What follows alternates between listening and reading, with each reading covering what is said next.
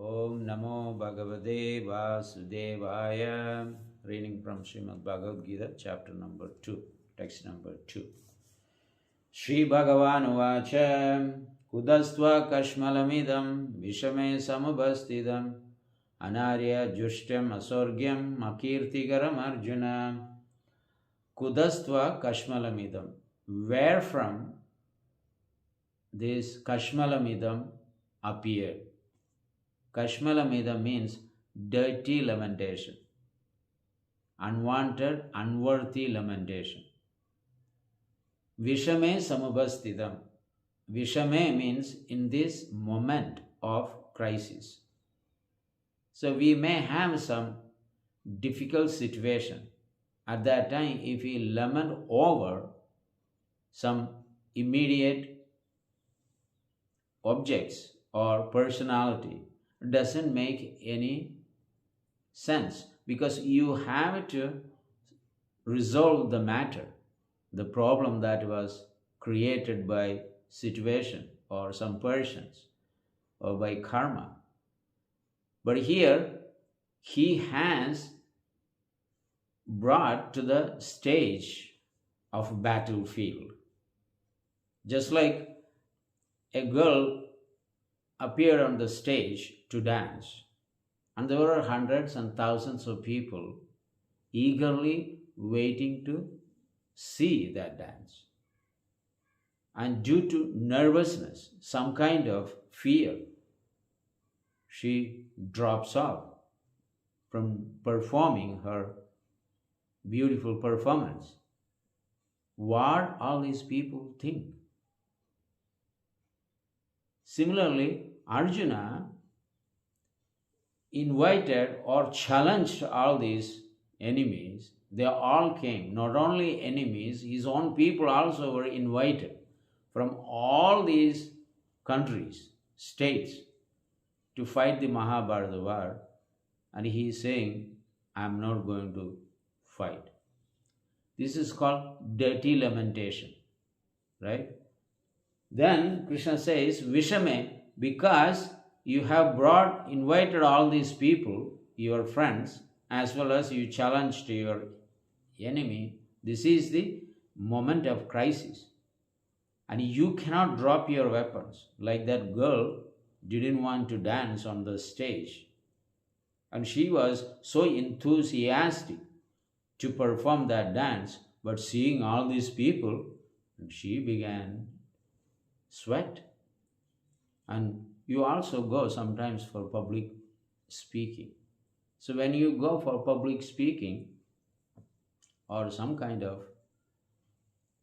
programs that you arranged, when you see the people, and definitely what do you want to say? It will not come. This has become a problem. So here, that's what it is. He got nervous, fear, and the result of the karma, he was thinking, what will be the consequences if I kill all these people?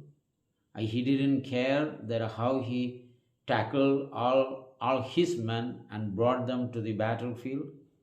And he forgot that how he challenged the Kauravas and thought that he can kill them all in 1 or 2 days or few days maximum, not for years of war. All these things had been done. Now he didn't want to fight. Therefore Krishna says, this is the time of crisis. You cannot just walk away, right? So Vishame samubhastidam. Samubhastidam means word appeared from. So Vishame samubhastidam anaryam ajashtam aswargyam. Anaryam jushtam means, anarya means you are a adivasi. One of the meanings of adivasi is a jungly life. Anarya, uncivilized, uncultured, do not even have a proper perception about what you are actually doing. Anarya, Jushtam asorgyam. Asorgyam. You remember, these kinds of actions never take you to heavenly life. Asorgyam. Dethrone you from there. Asorgyam, akirtikaram. Plus, you will have no fame. Akirti will prevail among Pandavas. Not only you, rest of the members are also going to get into trouble. Akirtikaram Arjuna. If Yudhishthira hear this, he will be upset. Bhima hears about it. He will be also upset. So Akirtikaram, O Arjuna, don't do this, don't do this. So this is the second verse where Krishna begin to instruct Arjuna on Bhagavad Gita. Who spoke Bhagavad Gita? Krishna spoke Bhagavad Gita. Then why it is not said Sri Krishna Uvacha? Here it is recorded Sri Bhagavan Uvacha. So Krishna is Bhagavan. Krishna is not just Krishna, he is also Bhagavan. Now let us analyze the features and nature of the word Bhagavan. Sri means goddess of fortune. He always is addressed with goddess of fortune. Sri Bhagavan. Bhagavan means Bhaga and Van. Two word it is. So you have to divide into two pieces. Bhaga and Van. What is Bhaga? Bhaga means opulences. What is opulence? Anything that you have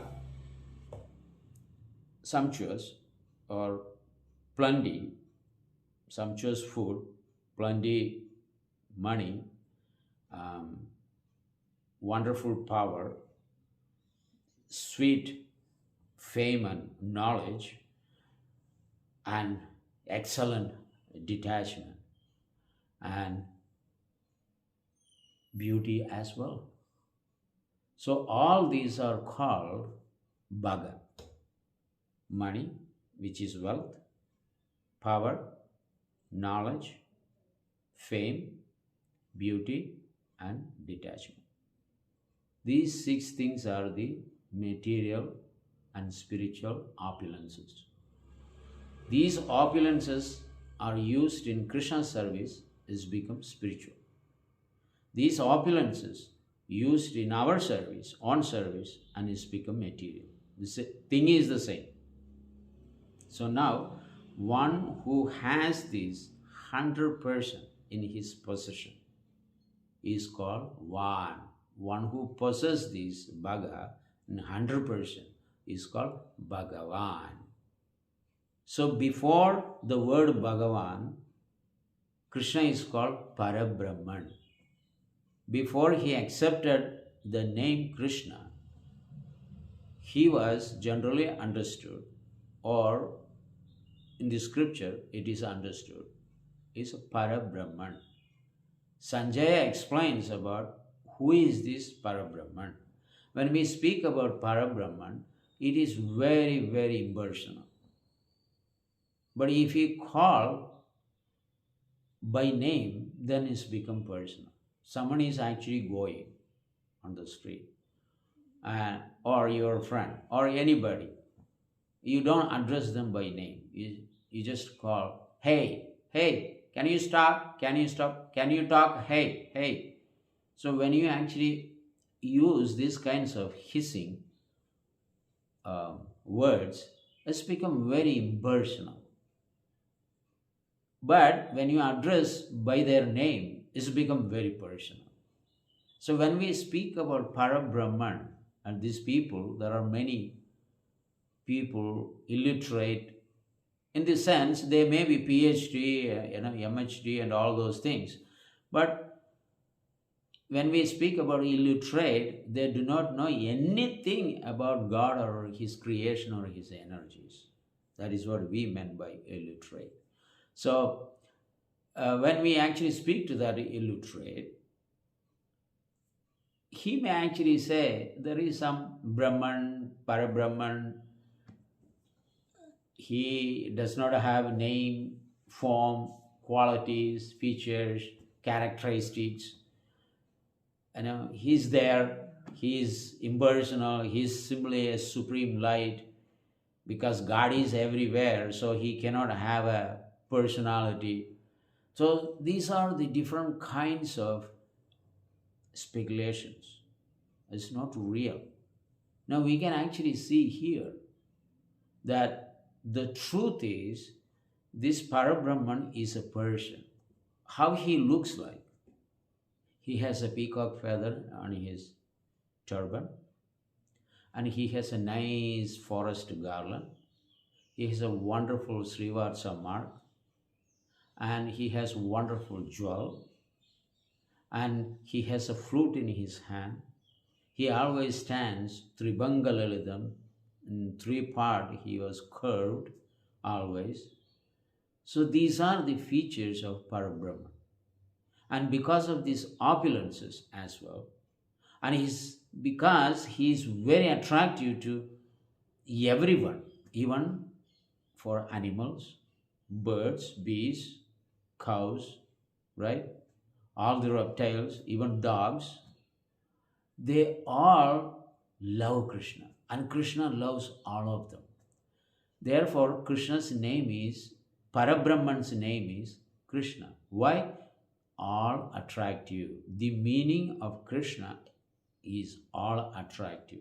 Means he attracts everyone by his pastimes, by his wealth, by his strength, by his fame, by his beauty. Kandarpa Kodi Kamaniyam. Kandarpa is the god of love. Kamadev. He is a very beautiful fellow. But Krishna's beauty is Kandarpa Kodi. When millions and billions of Kandarpas put together, is Krishna's body. That is Krishna's beauty. So he is attracted because his odor, the fragrance comes out of his body. It's ever enchanting. Krishna has all good qualities, great qualities. And his foot, soul, his leg, everything is decorated with Shanga, Chakra, Gada, Padma, pink color. His hand is pink. His eyes are like lotus petals.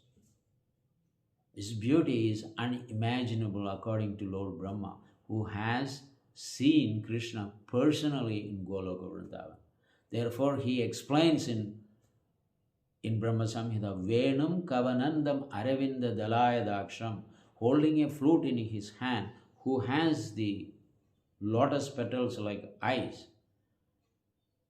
Aravinda Dalaya Daksham, Brahavadam Samastidambuda Sundarangam. He has such a beautiful, magnificent body.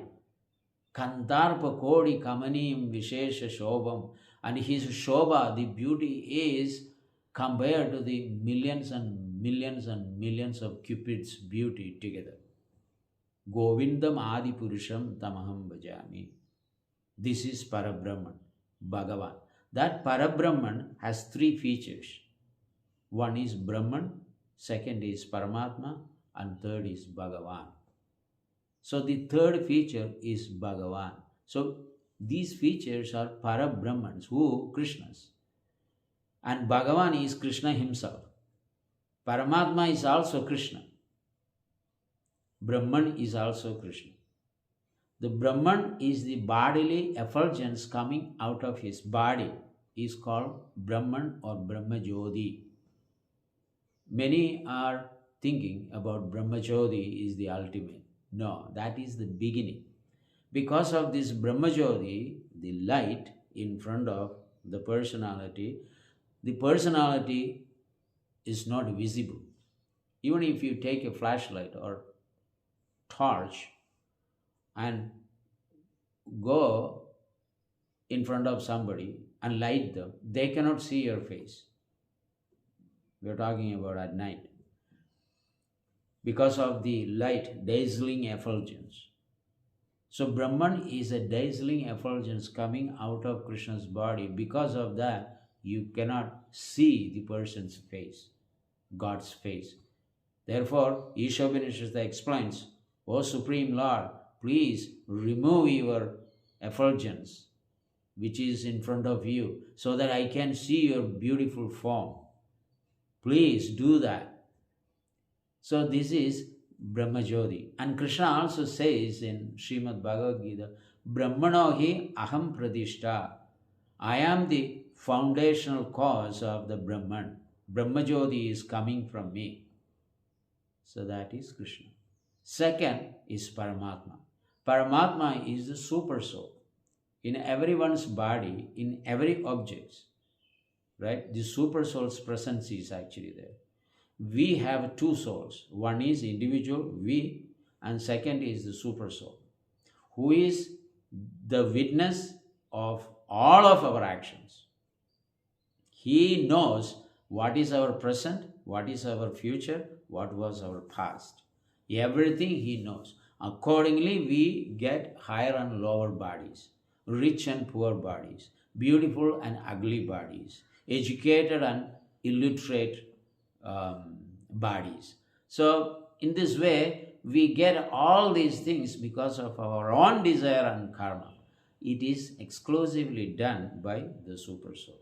And he says, Brahma says in Brahma Samhita, Andatarastu Paramanu Chayandarastam Govindam Adi Purusham Tamaham Bhajami.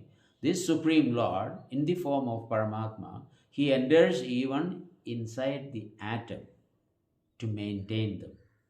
So, his presence in our body is to maintain us. Maintenance is all this. You need to have education, you need to have money, you need to have food, you need to have some power, right? So, all these things are provided by him. Practically, nothing is ours. Nothing is ours. We all came without even a loin cloth. And we all would live without any of the things in this material world.